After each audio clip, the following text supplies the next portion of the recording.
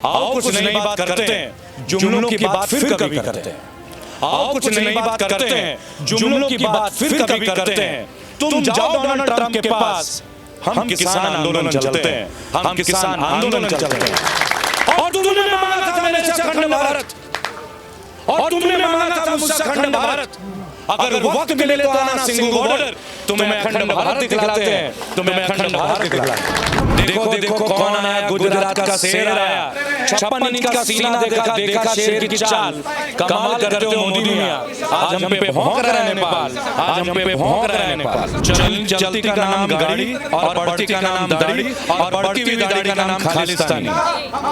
इनको तब दाढ़ी में सिख नजर आते थे जब पाकिस्तान के खिलाफ सिख अपनी कुर्बानी देते थे, सिख रेजिमेंट।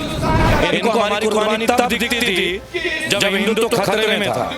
आज 80 करोड़ हैं हम, मैं भी गर्वित हिंदू ब्राह्मण हूँ। आज हम 80 करोड़ हैं, लेकिन फिर भी हिंदू खतरे में।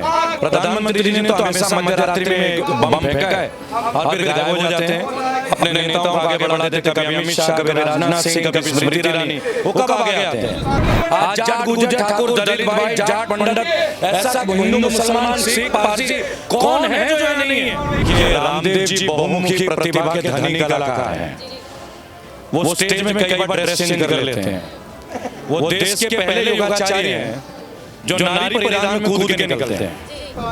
सिख चैनल देख रहे ਸਾਰੇ ਹੀ ਦੇਸ਼ ਦੇ ਦਰਸ਼ਕਾਂ ਦਾ ਮੈਂ ਹਰਜੀਤ ਕੌਰ ਸਵਾਗਤ ਕਰਦਾ। ਦਰਸ਼ਕੋ ਲਗਾਤਾਰ ਇਸ ਕਿਸਾਨੀ ਅੰਦੋਲਨ ਹੁਣ ਵਿੱਚ ਬਹੁਤ ਸਾਰੇ ਵਰਗਾਂ ਤੋਂ ਭਰਵਾਂ ਹੁੰਗਾਰਾ ਮਿਲ ਰਿਹਾ, ਜਿੱਥੇ ਤੁਸੀਂ ਦੇਖੋ ਕਿ 26 ਨਵੰਬਰ ਤੋਂ ਬਾਅਦ 26 ਜਨਵਰੀ ਤੋਂ ਬਾਅਦ ਕਿ ਇੱਕ ਮਾਹੌਲ ਜਿਹੜਾ ਉਹ ਤਣਾਅਪੂਰਵਕ ਬਣਾ ਦਿੱਤਾ ਗਿਆ ਸੀ, ਪਰ ਹੁਣ ਜਿਹੜਾ ਕਿਸਾਨੀ ਘੋਲ ਉਹ ਹੋਰ ਵੱਧ ਚੜ ਕੇ ਲੋਕ ਲਹਿਰ ਬਣਦਾ ਨਜ਼ਰ ਆ ਰਿਹਾ ਹੈਗਾ। ਤੇ ਇੱਥੇ ਰੈਬਲ ਜੀ ਵੀ ਆਏ ਨੇ, ਜਿਹੜੇ ਰੈਬਲ ਬਾਗੀ ਜੀ, ਲਗਾਤਾਰ ਤੁਸੀਂ ਇਹਨਾਂ ਨੂੰ ਸੋਸ਼ਲ ਮੀਡੀਆ ਤੇ ਦੇਖਿਆ ਹੋਣਾ, ਬਹੁਤ ਹੀ ਇਹਨਾਂ ਦੀ ਵੀਡੀਓ ਜਰੀਏ ਵਾਇਰਲ ਹੁੰਦੀ ਆ। ਆਪਾਂ ਸਵਾਗਤ ਕਰਦੇ ਇਹਨਾਂ ਦਾ ਸਿੱਖ चैनल जी। जय हिंद, जय भारत। मैं रेबल सदानंद पति आपका धन्यवाद दूंगा दीदी, आपने एक मौका दिया हमारे विचार रखने का। और किसान आंदोलन में जिस तरीके से आप निष्पक्षता के साथ, ईमानदारी के साथ काम कर रहे हैं, सैल्यूट है आपके चैनल को और आपको। इसी तरह काम करते रहिए। बहुत कम लोग हैं जो सच्चाई को प्रदर्शित कर रहे हैं। चारों तरफ गोदी मीडिया का बोलबाला है, लेकिन हम और आप अगर चाहें तो गोदी मीडिया को भी यहीं खड़े कर देंगे अपने साथ। जी जी, ਅਸੀਂ ਦੇਖ ਰਹੇ ਹਾਂ ਕਿ ਲਗਾਤਾਰ ਕਿਸਾਨੀ ਘੋਲ ਲਗਾਤਾਰ ਤੀਸਰਾ ਮਹੀਨਾ ਹੋ ਰਿਹਾ ਇਸ ਨੂੰ ਚੱਲਦਿਆਂ ਨੇ ਤੇ ਪੀਸਫੁਲੀ ਤਰੀਕੇ ਨਾਲ ਚੱਲ ਰਿਹਾ ਹੈਗਾ। ਪਰ ਫਿਰ ਵੀ ਤੁਸੀਂ ਦੇਖੋ ਕਿ ਜੇ ਅਸੀਂ ਕੱਲ ਦੇ ਬਿਆਨ ਦੀ ਗੱਲ ਕਰਦੇ ਤੇ ਸੰਸਦ ਦੇ ਵਿੱਚ ਵੀ, ਸਭਾ ਦੇ ਵਿੱਚ ਵੀ ਨਰਿੰਦਰ ਮੋਦੀ ਜੀ ਬੋਲੇ ਨੇ। ਕਿੰਨੇ 8 ਸਾਲ ਦੀ ਗੱਲ ਕਰ ਸਕਦੇ ਕਿ ਨਹੀਂ ਬੋਲੇ, ਪਰ ਉਹ ਰਾਜ ਸਭਾ 'ਚ ਬੋਲੇ ਨੇ। ਉਹਨਾਂ ਨੇ ਕਿਹਾ ਕਿ ਇਹ ਜਿਹੜੇ ਕਿਸਾਨੀ ਅੰਦੋਲਨ ਕਰ ਰਹੇ ਨੇ ਇਹਨਾਂ ਨੂੰ ਸੰਘਰਸ਼ ਖਤਮ ਕਰ ਦੇਣਾ ਚਾਹੀਦਾ ਤੇ ਗੱਲਬਾत ਕਰਨ ਲਈ ਤਿਆਰ होना। देखिए, मैं एक बात बोलना चाहूँगा। प्रधानमंत्री जी ने तो हमेशा मध्यरात्रि में एक बम फेंका है और फिर गायब हो जाते हैं। अपने नेताओं को आगे बढ़ा देते, कभी अमित शाह, कभी राजनाथ सिंह, कभी स्मृति ईरानी। वो कब आगे आते हैं? आगे आने के लिए ना हिम्मत चाहिए होता है। वो कहते हैं 56 इंच का सीना बराबर। तब कहाँ थे जब नेपाल ने कह दिया था, आंखें दिखा दी। हमने तो एक बात बोला, उनके ऊपर 4 लाइनें बोली, आप सुन लीजिएगा कि देखो देखो कौन आया, कि देखो देखो कौन आया, गुजरात का शेर आया। देखो देखो कौन आया, गुजरात का शेर आया। 56 इंच का सीना देखा, देखा शेर की चाल। कमाल करते हो मोदी मियां, आज हम पे भौंक रहा है नेपाल, आज हम पे भौंक रहा है नेपाल। जी, ਅਸੀਂ ਦੇਖ ਰਹੇ ਕਿ ਸਮੇਂ-ਸਮੇਂ ਤੇ ਕੇਂਦਰ ਸਰਕਾਰ ਨੇ ਆਪਣੀਆਂ ਚਾਲਾਂ ਚੱਲੀਆਂ ਨੇ। ਹੁਣ ਸਾਰੇ ਹੱਥ ਕੰਡੇ ਅਪਣਾ ਲਏ ਪਰ ਕੋਈ ਗੱਲ ਨਹੀਂ ਬਣੀ। ਹੁਣ ਉਹਨਾਂ ਨੇ ਇੱਕ ਟਵੀਟ ਵੀ ਛੱਡਦੇ ਨੇ, ਜਿੱਥੇ ਤੁਸੀਂ ਦੇਖੋ ਕਿ ਇੰਟਰਨੈਸ਼ਨਲ ਜਦੋਂ ਟਵੀਟ ਹੁੰਦਾ ਤਾਂ 1178 ਜਿਹੜੇ ਅਕਾਊਂਟ ਹੈਗੇ ਆ ਉਹ ਬੰਦ ਕਰਨ ਦੀ ਕੋਸ਼ਿਸ਼ ਕੀਤੀ ਜਾ ਰਹੀ, ਇਹ ਕਹਿ ਕੇ ਕਿ ਇਹ ਖਾਲਿਸਤਾਨੀ ਨੇ, ਇਹ ਜਿਹੜੇ ਪਾਕਿਸਤਾਨੀ ਦੇ ਮਿਲੇ ਹੋਏ ਨੇ, ਪ੍ਰੋਪੋਗੰਡਾ ਕਰ ਰਹੇ ਨੇ। चलती का नाम गाड़ी और बढ़ती का नाम दाढ़ी, और बढ़ती हुई दाढ़ी का नाम खालिस्तानी। इनको तब दाढ़ी में सिख नजर आते थे जब पाकिस्तान के खिलाफ सिख अपनी कुर्बानी देते थे, सिख रेजिमेंट। इनको हमारी कुर्बानी तब दिखती थी जब हिंदुत्व तो खतरे में था। आज 80 करोड़ हैं हम, मैं भी गर्वित हिंदू ब्राह्मण हूँ। आज हम 80 करोड़ हैं, लेकिन फिर भी हिंदू खतरे में है। बल्कि ये दिन दूर नहीं जब हमारे घर में मेरी मम्मी को भी भड़का दें कि माता जी आप खतरे में, क्योंकि आपका बेटा जो है वो खालिस्तानी हो रहा है। आप समझ रहे ना, आंदोलन ना कमजोर हुआ है ना कमजोर होगा, रोज बल मिल रहा है। आपके वीडियो से मैं फिर से एक अपील करूंगा तमाम मेरे भाई बहनों से, अपने परिवार का एक सदस्य इस अच्छे मुहिम में दीजिए। किसी जमाने में सिख की उत्पत्ति कैसे हुई थी? हम हिंदुओं की रक्षा के लिए हर घर से एक व्यक्ति को उन्होंने सिख बनाया, क्योंकि तब हिंदू खतरे में थे। भारतीय खतरे में थे, आज ऐसी कोई दशा नहीं है, लेकिन आज देश खतरे में है। इसलिए हर परिवार से एक लड़का राष्ट्र के लिए समर्पित करने का वक्त आ गया है। जी, आपने ब्राह्मण की बात की है, मैं ब्राह्मण से एक बात याद आई है कि जब यहाँ पे 29 तरह की हिंसा की जाती है तो वो बोलते हैं कि जो इनको उठाएगा नहीं, जो सिंगू बॉर्डर पे बैठे किसान ही नहीं है, उनको उठाएगा नहीं, वो ब्राह्मण नहीं होगा। देखिए मुझे एक बात बताइए, ब्राह्मण आपके साथ खड़ा है बहन जी, और 27 बार जेल भी जा चुका है। ब्राह्मण के बारे में मुझे जुमलेबाज से नहीं सीखना है, क्योंकि मैं ब्राह्मण से पहले इस बात में यकीन रखता हूं कि मैं एक भारतीय हूं। मैंने बोला अपने तमाम स्पीचेस में कि मैं हिंदुस्तान में यकीन नहीं रखता, मैं भारतीय हूं, मैं केवल भारतीयता में यकीन रखता हूं। इन्होंने हमें हिंदू मुस्लिम जो किया वो उनका मामला था, हम अलग हुए, हमारी गलती थी। जब भी नोटबंदी हुई हम चुप थे, हमारी गलती थी, बराबर। इन्होंने जीएसटी लाया, हम चुप थे, हमारी गलती थी। धन्यवाद है मोदी जी, आप किसान बिल ले आए, धन्यवाद है आपका, आप किसानों को रोड पे ले आए, धन्यवाद है आपका। आपको अखंड भारत चाहिए था, सिंगू बॉर्डर आइए, आपको अखंड भारत दिखा देते हैं। आज जाट गुजर ठाकुर दलित भाई जाट पंडित ऐसा हिंदू मुसलमान सिख पारसी कौन है जो यहाँ नहीं है? जी, आपको क्या लगता है कि अभी भी यही बातें बताई जा रही है? अगर 11 बार मीटिंग किसानों के साथ होती है तो वो एक एक खामियां बता देते हैं इस बिल की, लेकिन अभी ये बोला जाता है कि जो कि छोटे किसान है, जो छोटे किसान है उनको फायदा पहुंचाएंगे।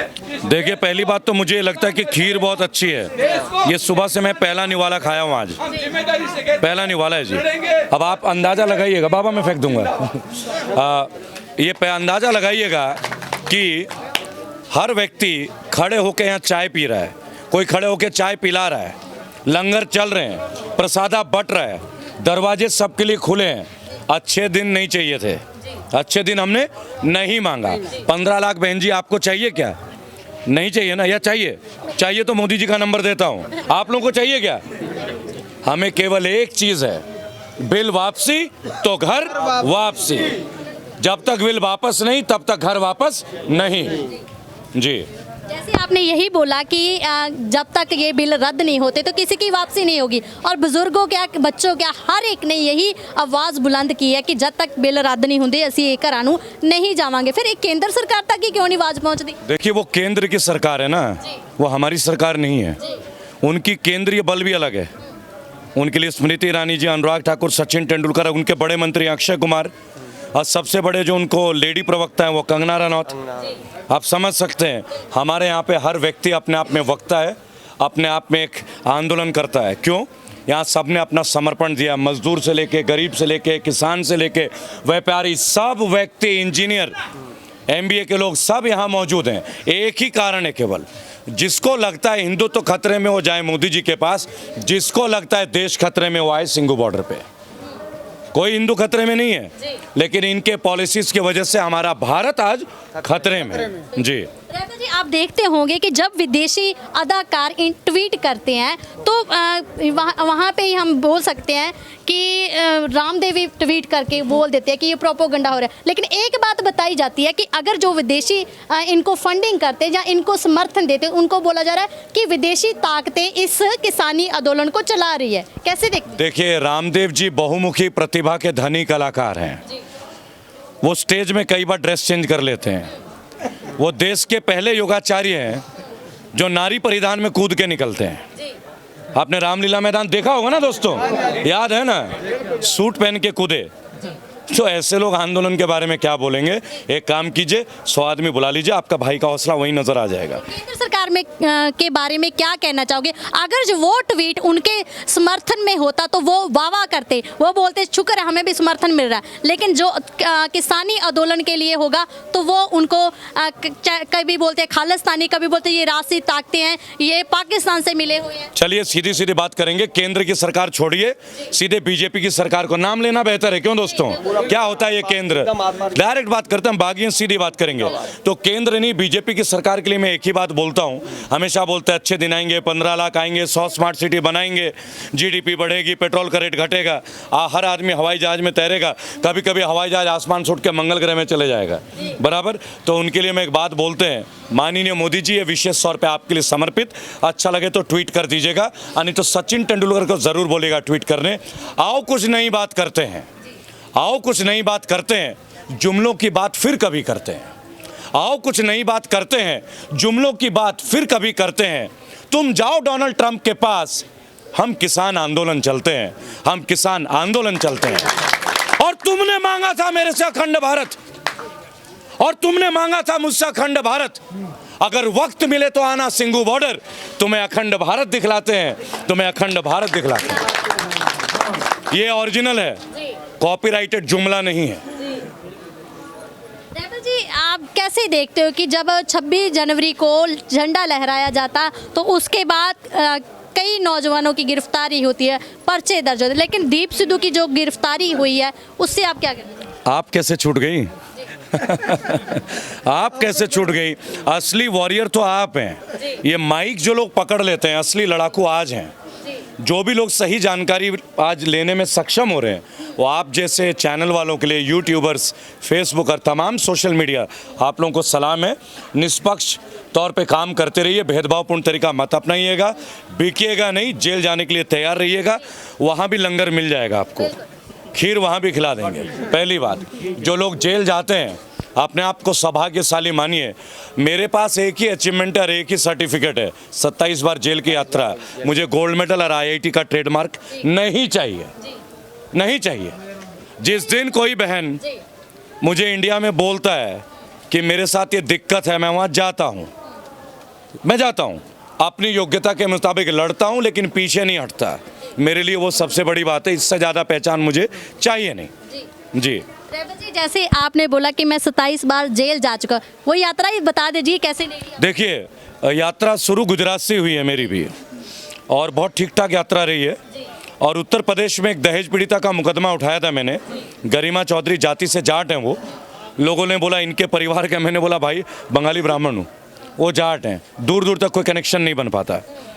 उनके केस को जब लड़े, उनके लिए आवाज़ उठाई सोशल मीडिया में, तो मध्य रात्रि को आके मुझे उठा के लेके गए, क्योंकि उनके जो ससुराल वाले हैं वो भाजपा के इन्फ्लुएंशियल लोग हैं, लेकिन आज उनको भरपाई करनी पड़ रही है। वो आए, 20-20 लोग आते हैं, उठा के ले जाते हैं, ले जाइए, हमें भी आदत पड़ गई। अगर वो गलत है तो हम ढीठ हैं। देखिए, सच्चाई के लिए आप दुनिया छोड़ दीजिए बहन जी, लेकिन दुनिया के लिए आप सच्चाई मत छोड़िए। किसी ने भाई माना है ना जी, तो बड़ी गर्व की बात है कि कोई मेरठ से मुझे आवाज़ देता है, मैं बंगाल से हूँ, कि आप आइए मेरे लिए गर्व की बात है। गोल्ड मेडल उसी को मानता हूँ मैं। आज उनको इंसाफ मिल रहा है, महीने का मेंटेनेंस मिल रहा है, और अभी उस लड़के को जेल भी कराऊंगा जिसका नाम है अमित चौधरी। पूरे घर को जेल कराया पहले भी, और अब दोबारा कराऊंगा। तो लड़ाई अपने हिस्से का, अपने मुल्क को बचाइए। किसान आंदोलन नहीं है, अपने परिवार से एक सदस्य, मेरी विनम्र निवेदन होगा, इस आंदोलन को दीजिए। और जो लोग हमसे दूर बैठे हैं, अरुणाचल में, बिहार में, झारखंड में, उड़ीसा में, ज़्यादा कुछ नहीं कर सकते हैं। आपके पैसे नहीं चाहिए किसी को, आप केवल फेसबुक में, सोशल मीडिया में इतना लिख दीजिए, I support farmers, no farmer no food, बस इतना ही चाहते हैं। एक बात पूछना चाहती हूँ कि लोकतंत्री सरकार होती है, इन्होंने बोला कि पीसफुली कोई भी प्रोटेस्ट कर सकता है, ये सुप्रीम कोर्ट का भी ऐलान है कि वो कर सकते हैं। फिर आपको क्या लगता है कि जब अश्विनी शर्मा पर वो विरोध करते हैं किसान, उन पर लाठीचार्ज किया जाता है? अगर और बात करें तो जो यहाँ से दिल्ली अगर चला जाता तो उनको भी गिरफ्तार। देखिए, लोकतंत्र की सरकार नहीं है अब, मैं आपको बता दूं, अब है ईवीएम की सरकार, केवल ईवीएम की सरकार है। इतना कुछ बर्बाद हो जाने के बाद कोई मूर्ख भी वोट नहीं देगा। पैसे हमारे गए, चीज़ों का नुकसान हमारा हुआ, पेट्रोल 100 के पार है, प्याज 50 में झूला झूल रहा है पिछले 2 साल से, समझिएगा। घर बिगड़ा, घर का बजट बिगड़ा, चीज़ों की कीमत बढ़ गई, टैक्सें बढ़ गए। अपने अकाउंट से पैसे निकाले एटीएम से तो पैसे दीजिए, खाते में 10,000 नहीं हो तो पेनल्टी भेजिए, कोई वोट नहीं दे रहा है। ईवीएम जीत रहा है, ईवीएम हटाओ, देश बचाओ, सीधी बात है। केवल ईवीएम है और कुछ नहीं है। ईवीएम हटेगा, देश बचेगा। धन्यवाद है उद्धव ठाकरे जी को, महाराष्ट्र से उन्होंने मुहिम शुरू कर दी। अभी मैं ममता जी के पास पुणे जा रहा हूँ, बंगाल में भी स्टार्ट कराएंगे। जी। जैसे आप लगातार किसानी आंदोलन को समर्थन दे रहे हैं और कितनी स्टेटों में आप पूरे समर्थन दौर से पर्सनली अगर पूछूं तो जी। कैसे समर्थन? मैम इस वक्त हमारा रेबल फाउंडेशन का कैंपेन यूएस के 3 जगह है, ऑस्ट्रेलिया में 5 जगह हम कवर कर चुके हैं। हमारा कैंपेन वहाँ भी चल रहा है। हमारा कैंपेन फाउंडेशन बेस पे नहीं होता, इंडिविजुअल बेस पे होता है। जो भी लोग हमसे जुड़ते हैं हमारे पेज पे, गूगल पे एक फॉर्म भरते हैं, कोई शुल्क नहीं है। जिस भी जगह से जो व्यक्ति हमें बुलाता है मैं उस जगह मौजूद होता हूँ। मेरा आज तक का कोई भी लाइव, मैं लाइव ही रहता हूँ फेसबुक में। हम कभी नहीं बोलते हमारे चैनल को लाइक करो, सब्सक्राइब करो, बिल्कुल मत करो। टीवी की भी आपने बहुत पोल खोली। जी टीवी और इंडिया टीवी दोनों की। और अभी परसों वो लोग मुझसे मिले थे, वो भी लाइव हुआ है, तो उन्होंने माना, इस बार पहली बार जी टीवी ने माना कि सरकार अब मीडिया की भी नहीं सुन रही है। यह हमारी पहली जीत है।